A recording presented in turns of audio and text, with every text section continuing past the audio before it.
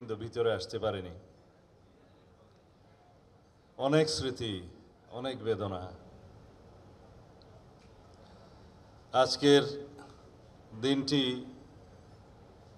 আমাদের সবার কাছে গৌরবের, কিন্তু সুখের।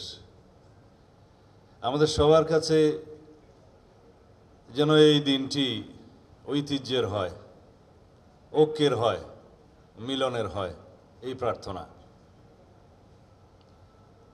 যত রক্তদান, সবাই মোহিনী চৌধুরীর সেই কবিতা অথবা গান সবাই জানে। মুক্তির মন্দিরে সোপানো তোলে কত প্রাণ হলো বলিদান, লেখা আছে অশ্রু জলে। কত বিপ্লবী বন্ধুর রক্তে রাঙা সেই শিকল, বন্দিশালার শিকল ভাঙা।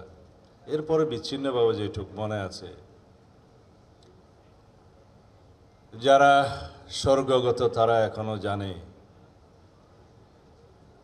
স্বর্গ থেকে প্রিয় মাতৃভূমি।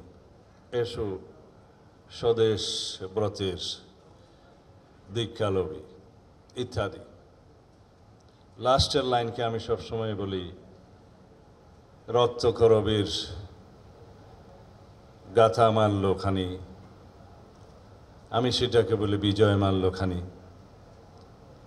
দেব উপহার সেই বিপ্লবী বন্ধুদের যারা আমাদের মধ্যে নেই। এগুলো বিশ্ববিদ্যালয় জীবনের আমাদের অভ্যাস। জানি না কিভাবে আন্দোলন, সংগ্রাম, নির্বাসন, নির্যাতন, কারাবাস, আয়নাঘরে জীবনের প্রায় অর্ধেকটা সময় গেল। আমরা যখন বিশ্ববিদ্যালয়ের ছাত্র, তখন 1981 সালের 30শে মে শহীদ রাষ্ট্রপতি জিয়াউর রহমানের শাহাদাত বরণের পরে বিশ্বের দ্বিতীয় বৃহত্তম জানাজায় আমরা শরীক হয়েছিলাম।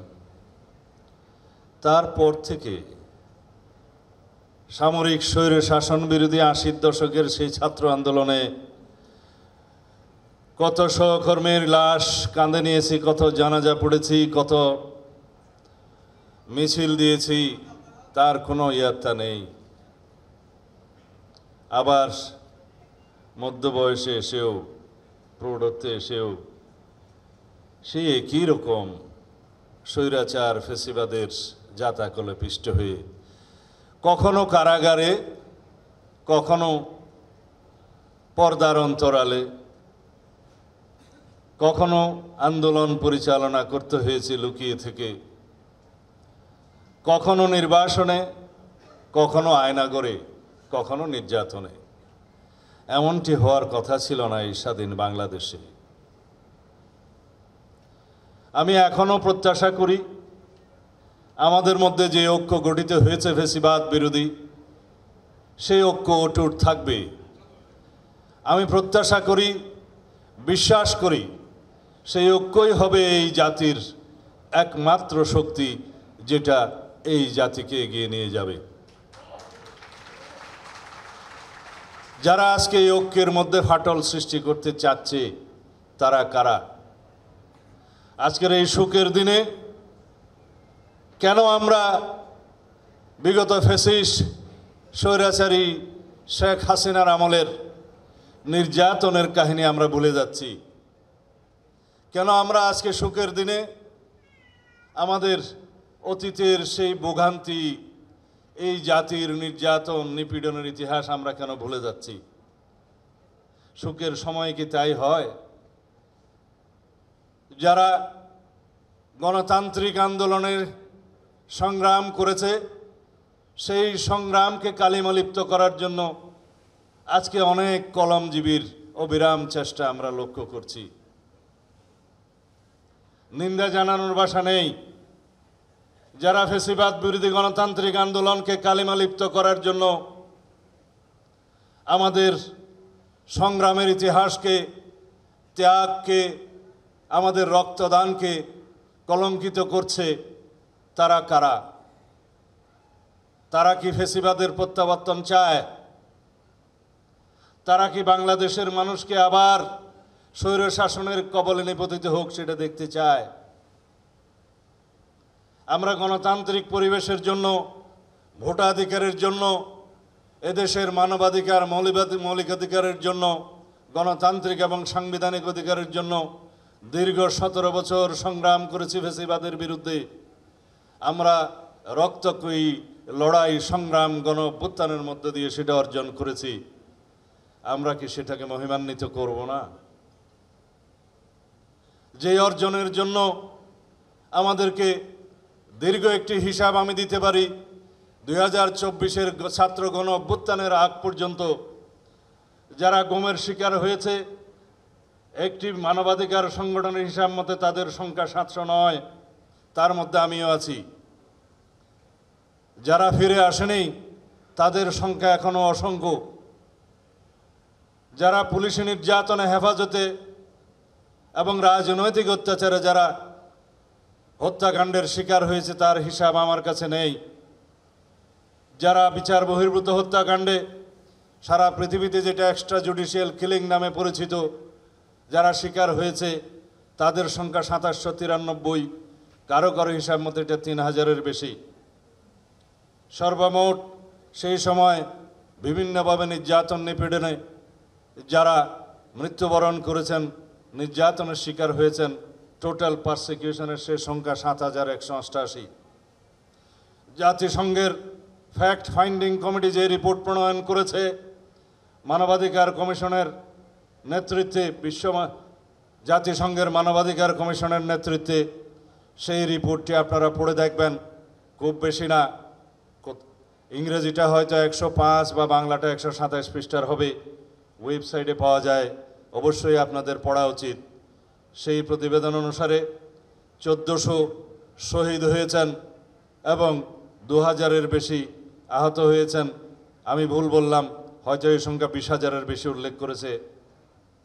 যদি নাও করে থাকে, বাংলাদেশের মানুষ জানে সেটা 20,000-এর বেশি, যারা বিভিন্নভাবে আহত হয়েছে, পঙ্গু হয়েছে, চিরদিনের জন্য পঙ্গু হয়েছে।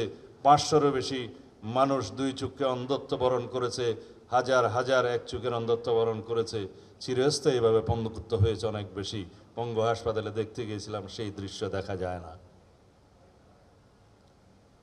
এবং এই ছাত্র গণ অভ্যুত্থানে যে সমস্ত বুলেট ব্যবহৃত করা হয়েছে তার শতকরা 66% বুলেট হচ্ছে মারণাস্ত্রে যেগুলো ব্যবহৃত হয়, সামরিক অস্ত্রে যেগুলো ব্যবহৃত হয়।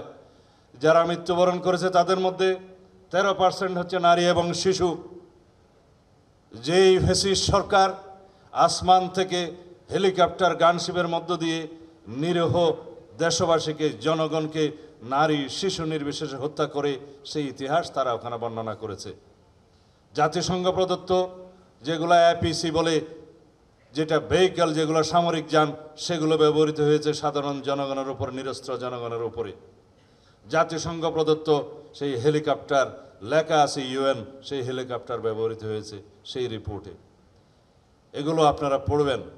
সেই রকম একটি ধারাবাহিকতায় জুলাই এসছে আমাদের সামনে 2024-এর। এগুলো রক্তের সিঁড়ি।